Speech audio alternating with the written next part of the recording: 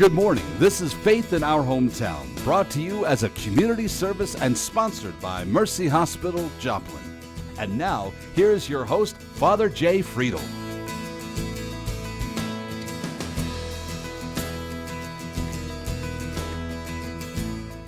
Well, good morning, everyone. I hope you're having a fabulous Sunday morning, wherever you happen to be, but we're delighted that you're spending a little bit of that time with us this morning here with Faith in Our Hometown. It's always good to have a fun Sunday morning together before we all go our separate ways and split up and doing those other things that are always important to us on a Sunday. But whether it's early in the day or a little bit later, it's always good to be with you. My guests this morning are going to be some of our local produce growers, okay? Some folks from Oakwood Farms are going to be with us to talk a little bit about local production, to talk a little bit about supplying the farmers markets here in our area, where you might obtain some of that fresh produce, why that's so important and good for us, because as your mama always said, you need to eat your vegetables. And so we're going to be talking a little bit about all those things and a little bit more right after this Mercy Minute. So settle in and get ready for another Sunday morning of Faith in Our Hometown. Lung cancer is the leading cause of cancer deaths in the U.S., and now we have an effective tool to screen for it. A low-dose CT uses a lower amount of radiation than a standard chest CT. Breathe in. Better detailed pictures than a chest x-ray of small abnormal areas of the lung. A person must be between 55 to 77 years old, asymptomatic, which means they don't have any symptoms such as coughing up blood, chronic cough, shortness of breath, unusual weight loss, or any other worrisome symptoms. They must also be a current smoker or have quit within the past 15 years, also must have a 30-pack year history or more, which equates to smoking 1 pack a day for 30 years, or 2 packs a day for 15 years. People generally avoid these scans possibly due to fear of what could be found. Like many other cancers, if we can detect lung cancer early, it could be very treatable and life-saving.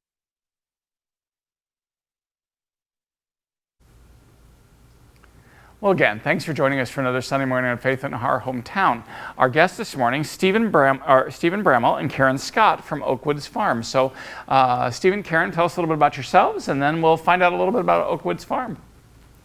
Well, we are a 62-acre farm. We're just north of Granby in the Shoal Creek River Valley. We are a 4-season farm, which means we grow produce year-round. Year-round. Okay. Undercover in 3 high tunnels. There are 3 of us. There's 3 of us. 3 of us full time, and then we have some seasonal help in the summertime. Now, did you grow up doing this, or this is a new venture for you? Farming a new venture? Where did all this come from? It came from wanting to get out of the corporate crazy and into something a little slower and wanting to work outdoors.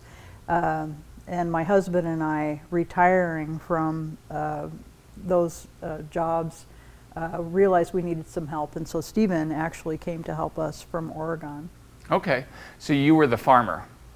No, not necessarily. I had frequented the Oregon farmers markets, which are just amazing, just full of life, bustling, and definitely something that Joplin can look forward to because our farmers markets are growing as well. Mm-hmm. But while I was there, it inspired me so much that I wanted to become a farmer, purchase some land, and just kind of get into it. So the best way to do that is to, do it with somebody that you love, like your family, and go through all the growing pains and learn what it is all about. And wow, my mind was blown because there's so much to it. Oh yeah.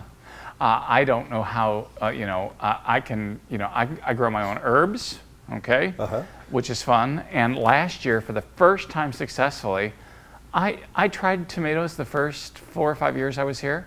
And last year, for whatever reason, I had, somebody dropped off a tomato plant on my front porch. And I thought, well, I can't let the poor thing die. So I decided, well, they've never grown before, but I'm gonna plant it.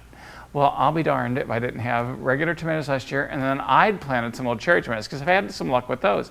And all of a sudden there I was. But I'm just talking about, a few containers, of mostly flowers, but a few of herbs, and then my tomatoes last year. that was plenty for me. I cannot imagine growing all the things that you guys grow. And I mean, I'm looking at all the different lettuces and the kale and all those things, and I'm like going, you know, I'd be hard pressed to, you know, keep any of that going. Even though I am technically a farmer, which I think is funny. On my, you know, I still own a farm in Illinois, my family. It's been in the family for over 100 years, and we just don't want to let go of it. But you know, but we're not really actively growing much on it because obviously I'm living here and don't have time to grow anything there. So yeah.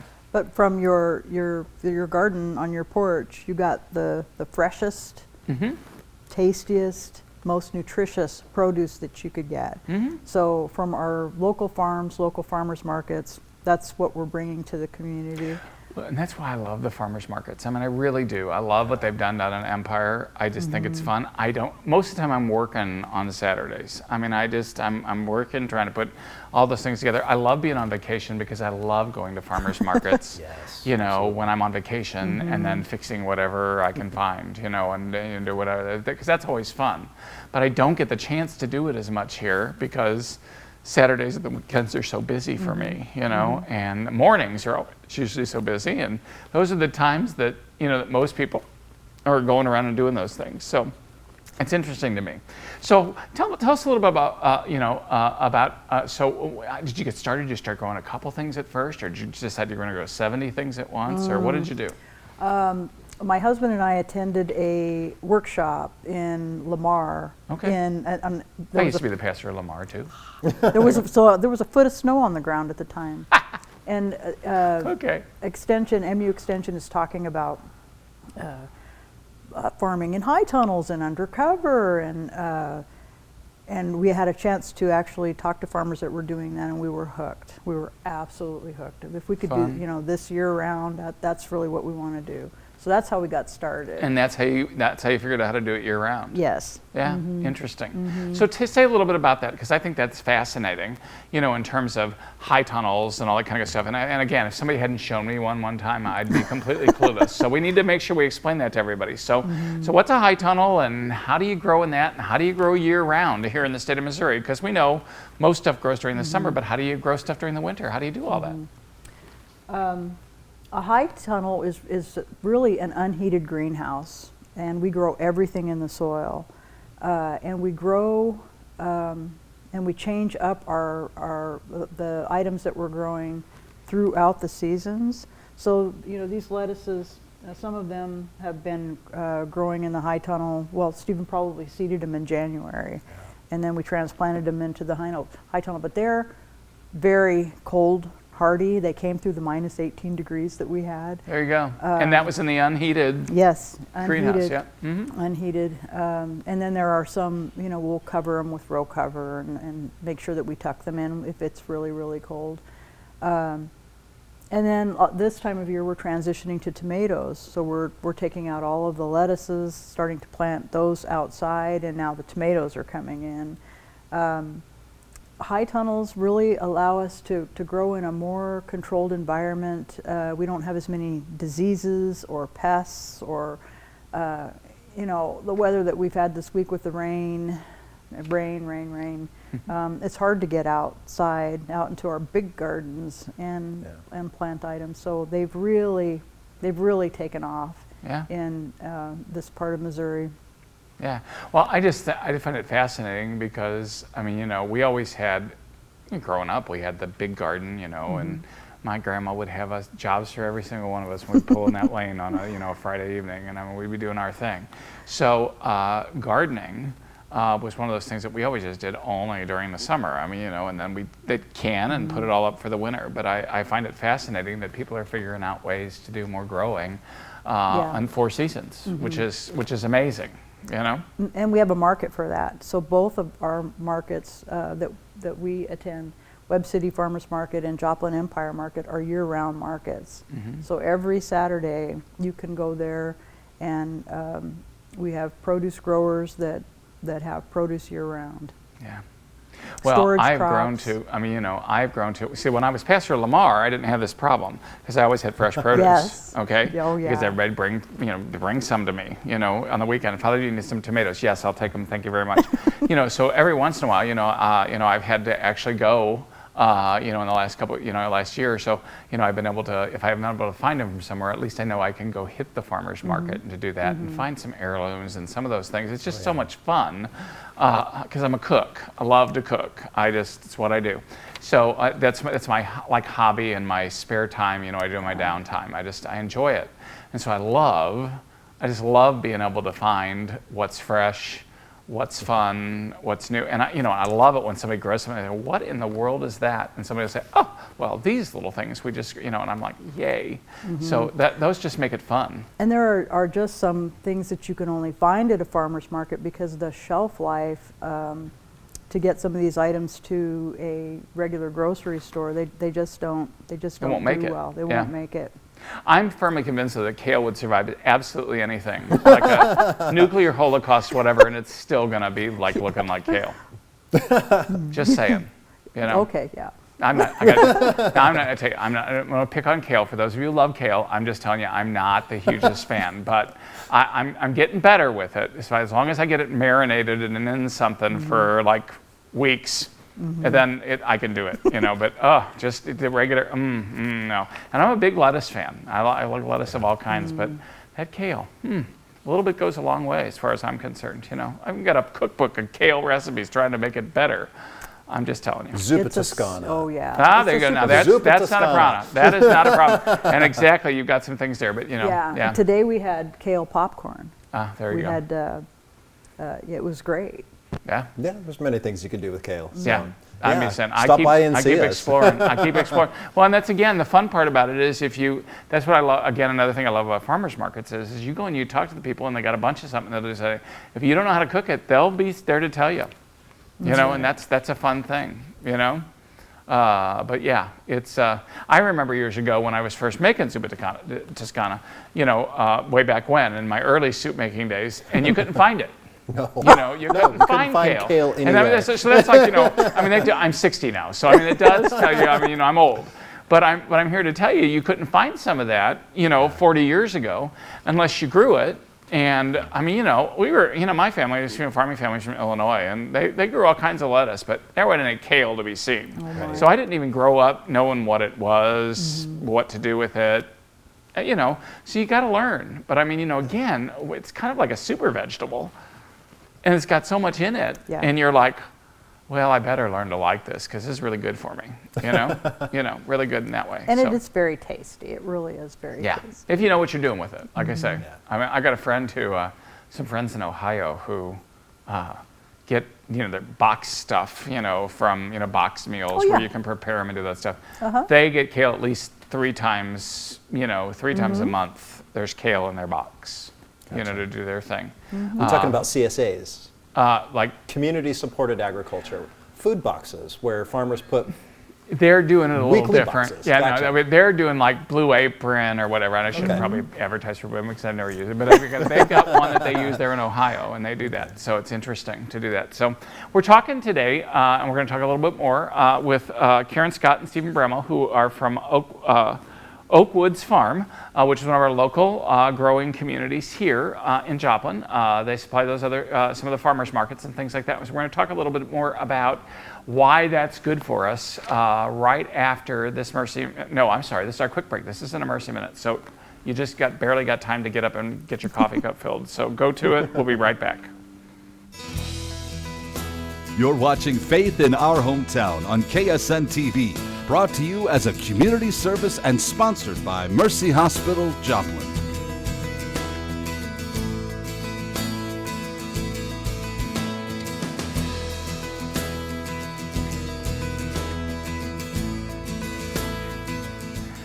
So again, our guests this morning, Karen Scott and Stephen Bremmel from Oakwoods Farm.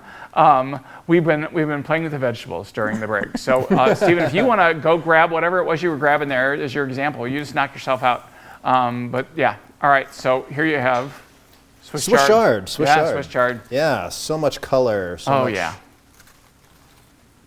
much green. So much just everything. And that's an example of something that you don't see in the grocery store that you can find right now at the farmer's market. Right. And great for soups. I use it in a lot of soup recipes. And again, sometimes those greens in the soup recipes are interchangeable. So if it calls for kale and you got Swiss chard, go and throw the Swiss chard in it. You know, the only thing I wouldn't do, just don't sub watercress for the other greens, because it's going to be a lot spicier than you were expecting those other greens to be. But other than that, you're doing pretty good. I used to be the pastor over by the National Ozark River, scenic riverways, and I excelled in my watercress recipes for a few years because I had lots of it freshly available. So it's just kind of fun to see what's good in your area and how all that works. Yes. Right. So you've been selling a lot of Swiss chard lately? Oh my, I had a chef this past Saturday buy everything that I had on the table. There you go. Well, and that's the other thing that's fun, is that our local chefs, a lot of time with many of our restaurants, and that's the other thing, while I'm on the topic, I've been here 15 years, and I'm moving, unfortunately. I got my appointment letter that said, guess what, you're going to Branson. Okay, so I'm going to Branson now, after 15 years here in Joplin. And I can't say, I'll be fine, but until I get there, I'm going to be mourning the loss of here. We have got some of the best restaurants, local restaurants, here in Joplin for a city this size. It's amazing. And what I love about that is that some of our very talented chefs here in the area will take whatever's fresh and they will turn it into something. Okay? I'm just amazed. It's mushroom season. So people are out mushroom hunting. I was up in Illinois the other day checking on my farm, and they were talking about, mushroom hunting, and one of my cousins found, like 47 pounds of morels, and I'm like, ugh. He knows he's got them all spotted out. He knows exactly where to go. He knows which, So I'm just saying, it is amazing when you get that stuff and it's fresh, and you can make a fresh morel pasta, or you can make, a nice minestrone or something with all the fresh vegetables that are coming in. I mean, it just makes all the difference in the world, and that's why those chefs are, have got good relationships with you guys and other growers in the region who come into those farmers markets, and they'll just pick up and they'll change their whole menu around for the evening just based on what is in season and what you guys are growing, which is amazing. We're definitely on speed dial at a few restaurants. So and they say, what do you got? What do you got that's good? And that changes on a weekly basis. Sure too, it does. So. And I love that. I mean, and again, more and more people are doing that. I mean, that used to happen, but it used to only happen in big cities and in, five-star restaurants and things like that. But that whole idea of locally sourced and locally, grown and all that stuff is amazing. And there are lots of good things about that, but you're really keeping dollars in our community. The local restaurant, the farmer, the middleman is out of the picture, so the farmer gets the majority of the price of the product. Yeah, and those of you that are buying are getting better stuff, and it's fresher, and it lasts longer, because it hasn't been sitting on a truck for a week. It's not like, our grocery stores are trying to give us stuff that's old, but they can't get it to us. Right. I mean, it's just like you guys kind of are able to leapfrog that a little bit in terms of what you're able to produce, in terms of what you're able to grow. Better for the environment. It only travels, less than 20 miles to the market, and then it goes to the customer's table. Now let me ask this question too. Are you guys all organic? Yes, we are. Okay. All right. So again, I know that in certain areas, things like, there's certain things, and certain times people have to use certain things. But if you can go organic and you've figured out how to do it, okay, because, I mean, some of us, rank and file, who don't do this for a living, we don't know all the tricks about keeping all the things that would love to eat your vegetables away from your vegetables. Oh, that's a constant learning thing. It is. It is. Constantly evolving. And we just put out a farmer hack. We called it an art project this week, and those crazy little butterflies that get into all the brassicas. Those little white ones. Yeah. They always make worms. Don't use the other adjectives that you wanted to that were on the tip of your tongue for what they do when they get into your vegetable, because they don't know that those vegetables are really human food. That's right. They don't know that they're not butterfly food. That's right. Oh yeah. Or they're home. So we put up a big predator butterfly Yeah, we made lookalikes. and- paper butterflies because certain butterflies are territorial. Ah, there you go. So yeah, So they think it's like putting the owl, the plastic Yes. owl up to keep the snakes away, and then putting Exactly. the plastic snakes out there to keep the mice away. And yeah, okay. So you guys are learning how to Yeah. hack butterflies, and then make them think that the predator butterflies are after the other butterflies. And it works. Good for you. It works. Because again, I love the butterflies. I want them all around. Exactly. But I just don't want them necessarily eating my produce. that's Yes. right. Yeah. That's right. Or the produce that I might be wanting to buy from you. So that's a good thing. Yeah. Yeah, I just think, like I say, I don't know how you all do. I mean, I was always amazed at my grandma, in her garden, when I was growing up. And none of my family has a garden like that anymore. But in that day and age, I mean, my grandpa died with 7 kids, and the youngest one was less than 12, and the oldest one was like 14. And so that was in the days before Social Security. So if they couldn't grow it on that farm, they were going to have to Right. split up the Right. family and send the kids to different relatives and do all that stuff. But because they had a farm, and then you had to grow vegetables, and then you had to can them, and you do all that stuff, they were all able to stay together and stay on that farm. So it's kind of amazing. So I've never seen anybody that's been able to do that, except now, almost professional growers, because I've not seen anybody that's been able to do that as well. Because most people garden on the side. That's right. Yeah. And I'm here to tell you, I told you about my adventure. I can keep the herbs going, and I can maybe grow a tomato or two, but I can't grow all that. I can't. I don't have the time, don't have the energy, don't have the expertise. And so that's why I'm really glad there are folks like you at Yes. the farmers market. And we have a lot of local, and I'll call them market farms. They're not row croppers feeding a larger store or chain stores. They're just really market farms, and they're just focused on the local community and local restaurants. And we do have quite a few. Yeah, it's growing exponentially here, and it's fascinating to watch. It really is, especially coming from the West Coast or even the East Coast or Colorado. Watching Joplin grow and its markets grow has been just awesome to watch. It's getting there, and more people are coming every year and every week, and it's awesome to see the community come together like that in one place and eat or shop for the week or just get some coffee. Yeah. It's a fantastic thing. And Yeah. I know that like last year was tough with COVID yeah. and stuff. Everybody's beat up, but everybody's pretty excited this year. But we evolved, we rose to the challenge. We started doing online hubs at the markets so that you could just drive through and pick up your fresh produce from whatever you ordered on our online hub. So it's fantastic to watch this happen and how it's evolved. And customers like that so much Oh yeah, that we're still doing We're that. still doing drive-through. yeah. I hope that there's somebody, I'm sure that there are, because there are a lot of restaurants in the Branson area too. So that part's good. So I have to trust that there are some good growers in the area, and I have to trust, and I'm just really hoping more of my parishioners, because a lot of my Joplin parishioners, no offense, but some of my little old ladies who passed away, they would sometimes feed me some produce. But I never had a pipeline here in Joplin the same way that I had it in Lamar, just simply because they were more active farming families. Right. And my families here just aren't, they're all business people, are doing whatever, Absolutely. medical professionals doing whatever they had to do. But again, didn't have time to do a lot of that. So, I'd have, what I love is when they all start getting that abundance of, tomatoes, and they start saying, "Oh, I've got so many, I just can't use it. Could you use some tomatoes?" Yes. Well, you How many gotta would think you like? outside of the box The whole thing. occasionally. So. The whole thing. I'll take all of them, and then I'll go figure out what else I want to do with them. Yeah. Because I love it. It's just like whatever you're doing, and so, but again, most of them are like me. They'll grow 1 or 2 things. Like I love a good caponata.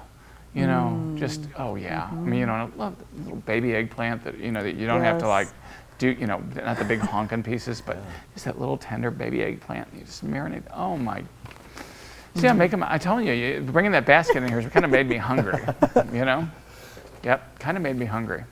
So you do all that. You got some advice, or we got a couple minutes left. So what would you want to say to all those people out there in TV land? We got 1 minute left. So what would you like to say to all those people out there in TV land? Grow your own produce if you can.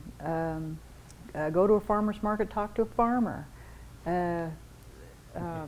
We're happy to answer any questions that you have. And any farmer, mostly at the farmer's markets, are happy to answer your questions. And when you buy food at a farmer's market, you're talking to the person who seeded it, transplanted it, raised it, harvested it, washed it, and is handing it to you. So you know where it came from. You know where your food came from. Yeah. And if you can't grow it yourself, you can buy it from folks like Karen and Stephen, and that's a good thing. So again, our guests this morning have been Karen Scott and Stephen Bramwell from Oakwoods Farm. I know they're not the only folks that supply our farmers market, but they're the ones that made it here to the show today, and I'm grateful to the two of you for doing that. Absolutely. We are going to be right back after this Mercy Minute, so don't go away. We'll be right back after that for the wrap-up. Blessings and greetings of Mercy to you. My name is Anna Nichols. I am a Sister of Mercy and currently the leader of Heritage and Spirituality at Mercy International Association. I love the fact that sisters throughout time have gone where they have been called to go, and they have often picked up ministries that they never intended to pick up. 25 years ago, there were 22,000 Sisters of Mercy globally. Today we're down to about 6,200 with Sister Rock and some of the others. But despite the fact there are 6,500 or 6,200 sisters left, there is an amazing number of women and men of Mercy who are working alongside us, and that continues to expand, and for me that is incredibly exciting. So as far as National Catholic Sisters Week, I really look at the legacy that they have passed on, and the fact that so many women, men, young people are living Mercy today. That really is for me what's significant. Well, again, we had a great conversation with some of our local food producers. It is so important, and I think that the world's learning that sometimes the closer we can stay in for the production of our food, the healthier it is for us. And the healthier it is for our environment as well by the way that's being done. I love my conversation with the folks from Oakwoods Farm because you can tell that they're passionate about what they do and that they love what they do. And they're interested in growing food, not just for themselves and for their own nurturing of their own bodies and goodwill, but for anybody else who wants to join in that. So let's be grateful that we got folks who will locally source and produce the things for our local tables. From those who raise cattle and livestock, and for those who who till the earth to make it all happen for us. I know I'm one of those lucky recipients, and I hope that you are too.